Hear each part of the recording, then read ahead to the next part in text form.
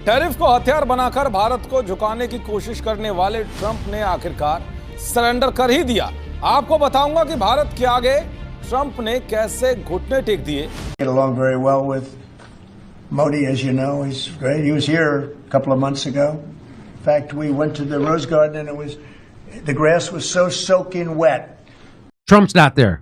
Look who is there. China's there. India's there. Russia's there. इस वक्त एक बड़ी खबर आ रही है। अमेरिका के राष्ट्रपति डोनाल्ड ट्रंप ने भारत को लेकर बड़ा बयान दिया है। Modi signaling, hey, I'm actually moving in the direction of this team, not your team. आपको याद होगा चोसा, अमेरिका इस खित्ते का गुंडा बदमाश बना हुआ था। जब मर्जी जिस मर्जी मुल्क की हुकूमत चेंज करवा देता था, ओपोजिशन को खड़ा कर देता था हुकूमत के खिलाफ। If you've been wondering whether the United States is still the world's dominant superpower under Donald Trump, it appears that the answer is no. लगता है हमने चीन के हाथों भारत और रूस को खो दिया है। अमेरिकी सदर डोनाल्ड ट्रंप का अपने सोशल मीडिया अकाउंट पर तंज, कहा कि खुदा करे दोनों ममालिक का चीन के साथ मुस्तकबिल तवील और खुशहाल हो। मुझे लगता है कि ट्रंप पता नहीं नींद के अंदर ट्वीट कर देता है या वो नशे के अंदर ट्वीट कर देता है कि उसको पता नहीं होता है कि उसने लिखना क्या होता है, ना वो अपनी एडमिनिस्ट्रेटर से पूछता है, ठीक है ना।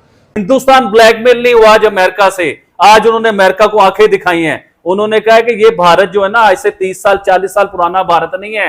कैसे रोक सकते हैं इंडिया और रशिया के डेकेड्स पुराने इतनी क्लोज पार्टनरशिप और इतने अच्छे relation? Is it your assessment that US global dominance is fading right now? हमारे पर पाबंदियां लगेंगी, सेक्शन लगेंगे, हमारे ऊपर लग जाएं, लेकिन हम गुलामी नहीं करेंगे। और जब इंसान ऐसी मुसीबतों के बाद उबर के ऊपर आता है ना, तो दुनिया में अलग ही नजर आता है सर।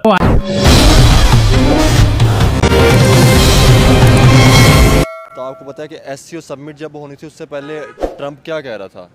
कभी वो चाइना को, कभी वो रशिया को, कभी वो इंडिया को डेड इकोनॉमी कहते हमने सुना है, ठीक है। और हमने उसके अलावा भी डिग्रेड करते सुना है कि आप लोग कहाँ तक जाएंगे, अमेरिका के बगैर क्या कर सकते हैं। और उसके बाद जैसे ही एससीओ समिट, आप देखें कि चाइना के पास कितनी बड़ी पॉपुलेशन है, इंडिया के पास कितनी बड़ी पॉपुलेशन है, उसके बाद अगर हम रशिया की बात करें तो उसके पास कितने एसेट्स हैं, ठीक है ना। तो जब ये तीनों इकॉनमी मिली, वहाँ पे सिर्फ नहीं था पाकिस्तान भी वहाँ पे मौजूद था, ठीक है, उसके अलावा और भी कंट्री वहाँ पे मौजूद थी। तो जब ये इन कंट्रीज़ को ट्रंप ने इकट्ठा देखा ना, तो उसने अपने वो जैसे कहते हैं ना कि आइसोलेट कर दिया था इन सब ने, हाँ, पावर जाती देखी। तो फिर वो ट्रंप ने, अच्छा मैं सही बात बताऊँ ना, तो मुझे समझ नहीं आती कि ट्रंप पता नहीं, जो हम रिस्पेक्ट करते हैं, हमें हर किसी की करनी चाहिए रिस्पेक्ट, जो भी प्रेसिडेंट या प्राइम मिनिस्टर है रिस्पेक्ट करनी चाहिए। लेकिन एक लॉजिक भी होता है कि मुझे लगता है कि ट्रंप पता नहीं नींद के अंदर ट्वीट कर देता है या वो नशे के अंदर ट्वीट कर देता है कि उसको पता नहीं होता है कि उसने लिखना क्या होता है, ना वो अपनी एडमिनिस्ट्रेटर से पूछता है, ठीक है ना। वो मतलब अपनी टीम के बगैर काम बगैर टीम के बगैर उसको पता नहीं चलता है वो क्या ट्वीट करके ना बाद में सोचता है कि यार हाँ मुझसे ये ट्वीट हो गई थी। तो ये मुझे लगता है कि ट्रंप को ना अब मान लेना चाहिए। ये ट्रंप ने शायद देखा नहीं कि जिसने भी इन इकोनॉमी से पंगा लिया है ना, उसका हाल ट्रंप ने, चाहे वो कनाडा आप ले लें, ठीक है, उसके बाद मालदीव ले लें या और भी जितनी भी कंट्री आप देखें ना, इंडिया और चाइना की कितनी लगती थी। और एक टाइम तक आके इनको भी इकट्ठा होना पड़ा है कि नहीं भी अगर हम इस खित्ते में अगर हम रहते तो हमारी तरक्की ज़रूर होगी। तो मुझे लगता है कि अब ट्रंप को ना, अभी देखना ट्रंप और भी धमकी देता था कि मैं आपके ऊपर ना मज़ीद सैंक्शंस लगा दूंगा। हाँ। तो क्या आपको लगता है कि ट्रंप सैंक्शन लगा सकता है जिसके हालात हुए पड़े हैं? अभी आप देखें कि अभी ब्रिक्स भी होने वाली है, ठीक है ना। तो मुझे लगता है कि इस टाइम ना हमें अब नज़र आएगा कि ये जो 1-2 साल आने वाले ना, इसमें हमें नज़र आएगा कि डॉलर जो है ना वो भी गिरेगा, ठीक है। उसके बाद अगर दूसरी हम बात करें तो इस टाइम अमेरिका को बहुत बड़ा धचका लगेगा। इस टाइम हम देखेंगे कि नई सुपर पावरें जो है ना, हम जिनसे एक्सपेक्ट नहीं करते थे जो ब्लॉक, वो हमें बनते हुए नजर आएंगे। जैसे आपने बोला कि पुराने ब्लॉक्स टूट रहे हैं, नए ब्लॉक्स बन रहे हैं। ये एकदम से जियोपॉलिटिकल सिचुएशन में इतना बड़ा शिफ्ट आप किस वजह से देखते हैं? और ये जो पॉसिबिलिटी थी कि भाई 40 या 50 साल बाद वर्ल्ड वॉर 3 जैसी सिचुएशन हो जाएगी और दुश्मन कंट्रीज़ आपस में दोस्त हो जाएंगे। मैं कोट करूँगी, चाइना और इंडिया 2 बड़े मुल्क और एक दूसरे के साथ इनकी राइवलरी चलती रहती है। गलवान पे देख लें, तिब्बत पे देख लें, और ये 7 सिस्टर स्टेट जिसको चाइना क्लेम करता है। लेकिन अब वो अपने आउटस्टैंडिंग इशू को जो है सॉल्व करते दिखाई देते हैं।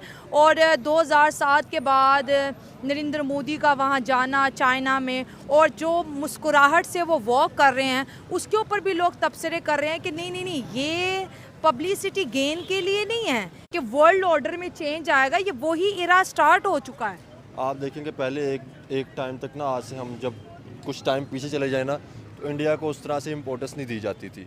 चाहे वो चाइना की तरफ से देख लें, अमेरिका की तरफ से देख लें, ठीक है, ये थर्ड वर्ल्ड हाँ वो मतलब उस तरह से समझा जाता था।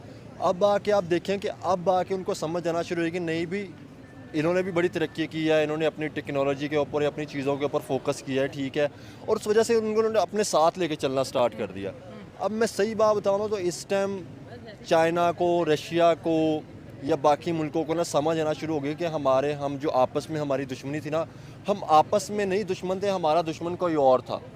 और वो मुझे लगता है कि शायद उनको अब लगना शुरू हो गया कि जो अमेरिका था ना वो सिर्फ अपनी सुपर पावर चाहता था, अपना राज चाहता था कि मेरा जो है ना राज रहे, ठीक है ना। अब शायद वो इस चीज़ को ख़त्म करने के लिए ना एक दूसरे को इम्पोर्टेंस दे रहे हैं कि यार नहीं, अगर इंडिया आगे आएगा या चाइना आगे आएगा तो हमें ही फ़ायदा है। अगर हम एक ब्लॉक में होंगे, हम इकट्ठे होंगे, रशिया आगे आएगा, हम एक दूसरे के साथ ट्रेड करेंगे तो हमारी ही इकॉनमियाँ आगे आएंगी और हम ही आएंगे। तो मुझे लगता है कि इस वजह से ना जब अमेरिका गिरेगा ना, जब डॉलर गिरे तो और भी मुल्कों की बड़ी तरक्की होगी। उसमें आप देखें चाइना, हाँ बड़ी तरक्की आएगी, पाकिस्तान भी मुझे लगता है। यूएसए अब अमेरिका इस खित्ते को ब्लैकमेल नहीं कर सकेगा जिस तरह हिंदुस्तान ब्लैकमेल नहीं हुआ आज अमेरिका से। आज उन्होंने अमेरिका को आंखें दिखाई हैं, उन्होंने कहा कि ये भारत जो है ना आज से 30 साल 40 साल पुराना भारत नहीं है कि आप हमें तड़िए लगाएंगे और हम आपसे डर जाएंगे, जो आप कहेंगे हम मान लेंगे।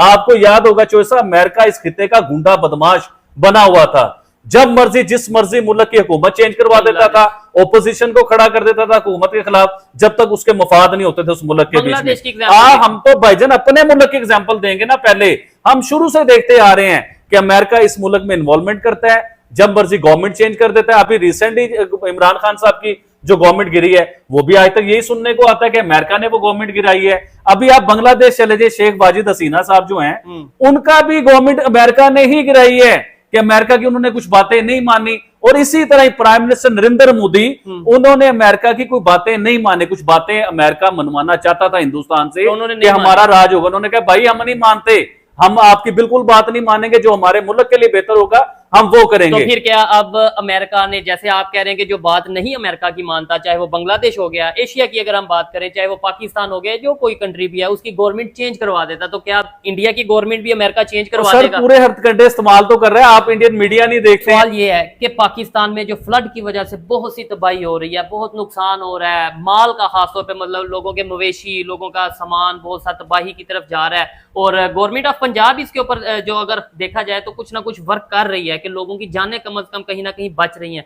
क्या इसके ऊपर आप कहना चाहेंगे इंडिया ने पानी छोड़ा उसकी वजह से फ्लड है, या पाकिस्तान में डैम नहीं थे इसकी वजह से फ्लड है, या फिर क्या कहना चाहेंगे? भाईजान देखें, दुनिया में फ्लड आता है ना तो वो कौम एक हो जाती है, वो कौम खड़ी हो जाती है कि अपने मुल्क के बीच में जो है ना फ्लड को या कोई भी चीज है उसे क्लियर किया जाए, उससे जंग लड़ी जाए। लेकिन पाकिस्तान में तो भाई आप जैसे यूट्यूबर, आप जैसे मीडिया पर्सन, आप जैसे जर्नलिस्ट उस चीज का भी फायदा उठा रहे हैं। फ्लड आने का भी करोड़ों रुपए के क्लेम कर दिए, खतून है, जर्नलिस्ट हैं वो, उन्होंने करोड़ों रुपए के क्लेम कर दिए जी कि मेरा इतना डूब गया, ये हो गया, वो हो गया, मतलब करोड़ों रुपए के क्लेम हो गए।